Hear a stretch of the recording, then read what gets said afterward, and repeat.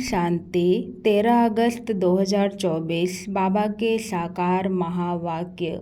आज की मुरली का सार। मीठे बच्चे, योग द्वारा तत्वों को पावन बनाने की सेवा करो, क्योंकि जब तत्व पावन बनेंगे तभी सृष्टि पर देवताएं पांव रखेंगे। आज का प्रश्न। तुम्हारी नई राजधानी में किसी भी प्रकार की अशांति नहीं हो सकती है, क्यों? उत्तर, क्योंकि वह राजाएं तुम्हें बाप द्वारा वर्षे में मिली हुई है। दूसरा, वरदाता बाप ने तुम बच्चों को अभी ही वरदान अर्थात वर्षा दे दिया है, जिस कारण वहाँ अशांति हो नहीं सकती। तुम बाप का बनते हो तो सारा वर्षा ले लेते हो। ओम शांति। बच्चे तो जानते हैं जिसके हम बच्चे हैं उनको सच्चा साहेब भी कहते हैं, इसलिए आजकल तुम बच्चों को साहेबजादे भी कहते हैं। सच के ऊपर भी एक पौड़ी है, सच खाना सच पहनना। भल यह मनुष्यों की बनाई हुई है, परंतु यह बाप बैठ समझाते हैं। बच्चे जानते हैं ऊंचे ते ऊंचा बाप ही है, जिसकी बहुत महिमा है, जिसको रचयिता भी कहते हैं।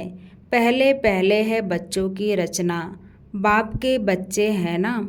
सब आत्माएं बाप के साथ रहती है, उनको कहा जाता है बाप का घर स्वीट होम। यह कोई होम नहीं, बच्चों को मालूम है वह हमारा स्वीटेस्ट बाप है। स्वीट होम है शांति धाम। फिर सतयुग भी स्वीट होम है, क्योंकि वहाँ हर घर में शांति रहती है। यहाँ घर में लौकिक माँ बाप के पास भी अशांति है तो दुनिया में भी अशांति है।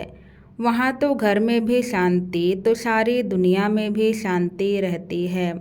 सतयुग को नई छोटी दुनिया कहेंगे। यह पुरानी कितनी बड़ी दुनिया है। सतयुग में सुख शांति है, कोई हंगामे की बात नहीं, क्योंकि बेहद के बाप से शांति का वर्षा मिला हुआ है। गुरु गोसाई आशीर्वाद देते हैं, पुत्रवान भव, आयुष्वान भव। यह कोई नई आशीर्वाद नहीं देते हैं। बाप से तो ऑटोमेटिकली वर्षा मिलता है। अब बाप ने तुम बच्चों को स्मृति दिलाई है, जिस पारलौकिक बाप को भक्ति मार्ग में सभी धर्म वाले याद करते हैं जब दुख की दुनिया होती है। यह है ही पतित पुरानी दुनिया। नई दुनिया में सुख होता है, अशांति का नाम नहीं। अभी तुम बच्चों को तो पवित्र गुणवान बनना है, नहीं तो बहुत सजाएं खानी पड़ेगी। बाप के साथ साथ धर्मराज भी है, हिसाब किताब चुकतू कराने वाला। ट्रिब्यूनल बैठती है ना, पापों की सजाएं तो ज़रूर मिलनी है। जो अच्छी रीति मेहनत करते हैं वह थोड़े ही सजाएं खाएंगे। पाप की सज़ा मिलती है जिसको कर्म भोग कहा जाता है। यह तो रावण का पराया राज्य है, इसमें अपार दुख है। राम राज्य में अपार सुख होते हैं। तुम समझाते तो बहुतों को हो, फिर कोई झट समझ जाते हैं और कोई देर से समझते हैं। कम समझते हैं तो समझो, इसने भक्ति देरी से की है। जिसने शुरू से भक्ति की है वह ज्ञान को भी जल्दी समझ लेंगे, क्योंकि उनको आगे नंबर में जाना है। तुम जानते हो हम आत्माएं स्वीट होम से यहाँ आई हैं। साइलेंस मूवी टॉकी है ना, बच्चे ध्यान में जाते हैं तो सुनाते हैं कि वहाँ मूवी चलती है। उनका कोई ज्ञान मार्ग से ताल्लुक नहीं। मुख्य बात है अपने को आत्मा समझ, बाप को याद करो, बस और कोई बात नहीं। बाप निराकार, बच्चे भी यानी आत्मा भी शरीर में निराकार है और कोई बात ही नहीं उठती। आत्मा का लव तो एक परमपिता परमात्मा के साथ ही है। शरीर तो सब पतित है, तो पतित शरीर से लव हो न सके। आत्मा भल पावन बन जाती है, परंतु शरीर तो पतित है। पतित दुनिया में शरीर पावन बनता ही नहीं। आत्मा को तो पावन यहाँ बनना है, तब इन पुराने शरीरों का विनाश होगा। आत्मा तो अविनाशी है। आत्मा का काम है बेहद के बाप को याद कर पावन बनना। आत्मा पवित्र है तो शरीर भी पवित्र चाहिए, वह मिलेगा नई दुनिया में। आत्मा भल पावन बन जाए, आत्मा को एक परमपिता परमात्मा के साथ ही योग लगाना है। बस इस पतित शरीर को तो टच भी नहीं करना है। यह आत्माओं से बाप बात करते हैं, समझने की बातें हैं ना। सतयुग से लेकर कलयुग तक शरीरों के साथ लटके हो, भल वहाँ आत्मा और शरीर दोनों पवित्र हैं, वहाँ विकार में जाते नहीं, जिससे शरीर या आत्मा विकारी बने। वल्लभाचार्य भी होते हैं, टच करने नहीं देते। तुम जानते हो उन्हों की आत्मा कोई निर्विकारी पवित्र नहीं होती। वह एक वल्लभाचार्य पंथ है जो अपने को उच्च कुल वाले समझते हैं, शरीर को भी टच करने नहीं देते हैं। यह नहीं समझते कि हम विकारी अपवित्र हैं। शरीर तो भ्रष्टाचार से पैदा हुआ है, यह बातें बाप आकर समझाते हैं। आत्मा पावन बन जाती है तो फिर शरीर भी बदली करना पड़े। पावन शरीर तो तब बने जब 5 तत्व भी पावन बन जाए। सतयुग में तत्व भी पवित्र होते हैं, तब शरीर भी पवित्र बनते हैं। देवताएं पतित शरीर में पतित धरनी पर पैर नहीं रखते हैं। उनकी आत्मा और शरीर दोनों पवित्र पावन होते हैं, इसलिए वह सतयुग में ही पैर धरते हैं। यह है पतित दुनिया। आत्मा पारलौकिक बाप परमात्मा को याद करती है। एक है शारीरिक बाप, एक है अशरीरी बाप। अशरीरी बाप को याद करते हैं क्योंकि उनसे ऐसा सुख का वर्षा जरूर मिला है, तो याद करने बगैर रह नहीं सकते। भले इस समय तमो प्रधान बने हैं तो भी उस बाप को जरूर याद करते हैं, परंतु यह फिर उल्टी शिक्षा मिलती है कि ईश्वर सर्वव्यापी है। फिर इस बात में भी मूंझ पड़ते हैं कि मनुष्य मनुष्य ही बनता है। यह सब भूले बाप आकर समझाते हैं। बाप एक ही मन मनाभव का मंत्र देते हैं, उनका भी अर्थ चाहिए। अपने को आत्मा समझ बाप को याद करो, बस यही धुन लगी रहे, जिससे तुम पावन बन सकेंगे। देवताएं पवित्र हैं, अब बाप आकर फिर से ऐसा पवित्र बनाते हैं। सामने एम ऑब्जेक्ट रख देते हैं। जो भूत मूर्ति बनाने वाले होते हैं, मनुष्य की सूरत देख झट उनका भूत बना देते हैं, जैसे कि वह जीता जागता सामने बैठा हो। वह तो जड़ भूत हो जाते हैं। यहाँ बाप तुमको कहते हैं, तुमको ऐसा चैतन्य लक्ष्मी नारायण बनना है। कैसे बनेंगे? मनुष्य से देवता तुम इस पढ़ाई और प्योरिटी से बनेंगे। यह स्कूल है ही मनुष्य से देवता बनने का। वह जो भूत आदि बनाते हैं उसको आर्ट कहा जाता है। हुबहू वही शक्ल आदि बनाते हैं, इसमें हुबहू की तो बात ही नहीं। यह तो जड़ चित्र है, वहाँ तो तुम नेचुरल चैतन्य बनेंगे ना। 5 तत्वों का चैतन्य शरीर होगा। यह तो जड़ चित्र मनुष्यों का बनाया हुआ है, हुबहू तो हो न सके, क्योंकि देवताओं का फोटो तो निकल न सके। ध्यान में भल साक्षात्कार करते हैं, परंतु फोटो निकल न सके। कहेंगे हमने ऐसा दीदार किया। चित्र तो न खुद न कोई और बना सके। खुद ऐसा तब बनेंगे जब बाप से नॉलेज पूरी लेकर करेंगे, तब हुबहू कल्प पहले मिसल बनेंगे। यह कैसा कुदरती वंडरफुल ड्रामा है। बाप बैठ यह कुदरती बातें समझाते हैं। मनुष्यों को तो यह बातें ख्याल में भी नहीं रहती है। उन्हों के आगे जाकर माथा टेकते हैं, समझते हैं यह राज्य करके गए हैं, परंतु कब यह पता नहीं है। फिर कब आएंगे व क्या करेंगे कुछ पता नहीं।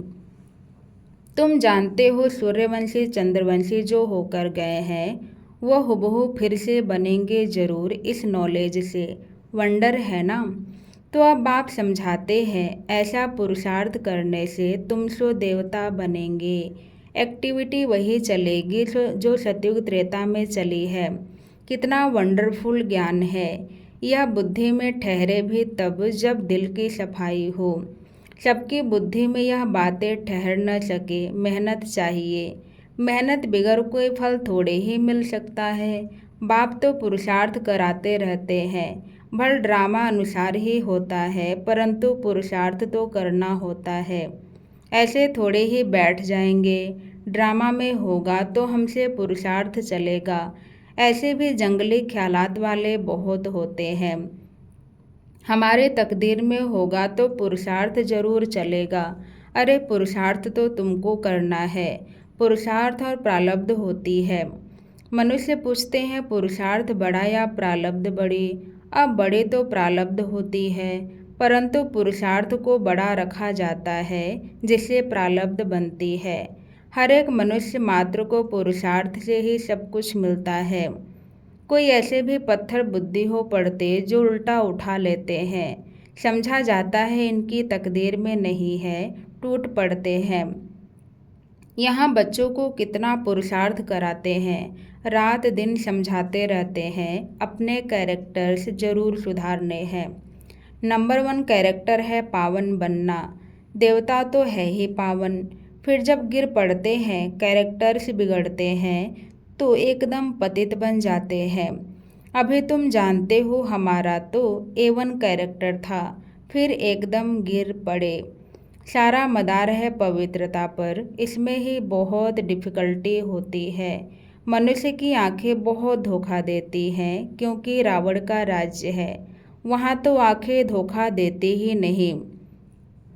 ज्ञान का तीसरा नेत्र मिल जाता है, इसलिए रिलीजन इज माइट कहा जाता है। सर्वशक्तिमान बाप ही आकर के यह देवी देवता धर्म स्थापन करते हैं। भल करती तो सब आत्मा है, परंतु मनुष्य के रूप में करेगी। वह बाप है ज्ञान का सागर। देवताओं से इनकी महिमा बिल्कुल अलग है। तो ऐसे बाप को क्यों नहीं याद करेंगे। उन्हों को ही नॉलेजफुल बीज रूप कहा जाता है। उनको सतचित आनंद क्यों कहा जाता है। झाड़ का बीज है, उनको भी झाड़ का मालूम तो है ना, परंतु वह है जड़ बीज, उनमें आत्मा जैसे जड़ है। मनुष्य में है चैतन्य आत्मा। चैतन्य आत्मा को ज्ञान का सागर भी कहा जाता है। झाड़ छोटे से बड़े होते हैं तो जरूर आत्मा है, परंतु बोल नहीं सकती। परमात्मा की महिमा कितनी है। ज्ञान का सागर, प्यार का सागर। यह महिमा आत्मा की नहीं, परम आत्मा यानी परमात्मा की गाई जाती है। फिर उनको ईश्वर आदि कहते हैं। असुर नाम है परमपिता परमात्मा। परम अर्थात सुप्रीम। महिमा भी बड़ी भारी करते हैं। अभी दिन प्रतिदिन महिमा भी कम होती है, क्योंकि पहले बुद्धि सतो थी, फिर रजो तमो प्रधान बन जाती है। यह सब बातें बाप आकर समझाते हैं। मैं हर 5000 वर्ष बाद आकर पुरानी दुनिया को नई दुनिया बनाता हूँ। गायन भी है ना, सतयुग आदि है भी सत, होशी भी सत। कोई पौड़ी अच्छी बनाई हुई है, क्योंकि वह तो फिर भी इतने पतित नहीं है। पीछे आने वाले इतने पतित नहीं होते। भारतवासी ही बहुत सतो प्रधान थे, वही फिर बहुत जन्मों के अंत में तमो प्रधान बने हैं। और धर्म स्थापकों के लिए ऐसे नहीं कहेंगे। वह न इतना सतो प्रधान बनते, न इतना तमो प्रधान बनना है। न बहुत सुख देखा है, न बहुत दुख देखेंगे। सबसे जास्ती तमो प्रधान बुद्धि किसकी बनी है। जो पहले पहले देवता थे, वही सब धर्मों से जास्ती गिरे हैं। भल भारत की महिमा करते हैं, क्योंकि वह पुराना है। विचार किया जाए तो इस समय भारत बहुत गिरा हुआ है। उत्थान और पतन भारत का ही है, अर्थात देवी देवताओं का है। यह बुद्धि से काम लेना है। हमने सुख भी बहुत देखे हैं जब सतो प्रधान थे, फिर दुख भी बहुत देखे हैं क्योंकि तमो प्रधान है। मुख्य है ही 4 धर्म, डिटिज्म, इस्लामिज्म, बुद्धिज्म और क्रिश्चियनिज्म। बाकी इनसे वृद्धि होती गई है। इन भारतवासियों को तो पता ही नहीं पड़ता कि हम किस धर्म के हैं। धर्म का मालूम न होने के कारण धर्म ही छोड़ देते हैं। वास्तव में सबसे मुख्य धर्म है यह, परंतु अपने धर्म को भूल गए हैं। जो समझो सयाने हैं वह समझते हैं, इन्हों का अपने धर्म में ईमान विश्वास नहीं है। नहीं तो भारत क्या था, अभी क्या बना है। बाप बैठ समझाते हैं, बच्चे तुम क्या थे। सारी हिस्ट्री बैठ समझाते हैं। तुम देवता थे, आधा कल्प राज्य किया, फिर आधा कल्प के बाद रावण राज्य में तुम धर्म भ्रष्ट कर्म भ्रष्ट बन गए। अभी फिर तुम दैवी संप्रदाय के बन रहे हो। भगवानुवाच बाप कल्प कल्प तुम बच्चों को ही समझाकर ईश्वरीय संप्रदाय बनाते हैं। अच्छा, मीठे मीठे सिखी लदे बच्चों प्रति माता पिता बाप दादा का याद प्यार गुड मॉर्निंग नमस्ते।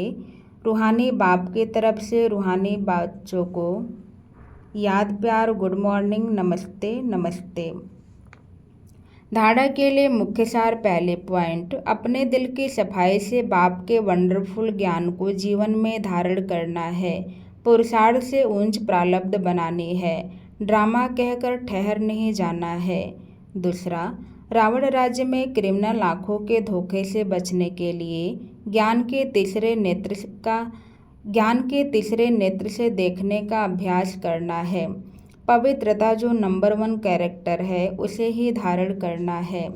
आज का वरदान, ब्राह्मण जन्म की जन्मपत्री को जान सदा खुशी में रहने वाले श्रेष्ठ भाग्यवान भव। ब्राह्मण जीवन नया जीवन है। ब्राह्मण आदि में देवी देवता हैं और अभी वीके हैं। ब्राह्मणों की जन्मपत्री में तीनों ही काल अच्छे से अच्छा है। जो हुआ वह भी अच्छा, और जो हो रहा है वह और अच्छा, और जो होने वाला है वह बहुत बहुत अच्छा। ब्राह्मण जीवन की जन्मपत्री सदा ही अच्छी है, गारंटी है। तो सदा इसी खुशी में रहो कि स्वयं भाग्य विधाता बाप ने भाग्य की श्रेष्ठ रेखा खींच दी, अपना बना लिया। आज का स्लोगन, एक रस स्थिति का अनुभव करना है तो एक बाप से सर्व संबंधों का रस लो। ओम शांति।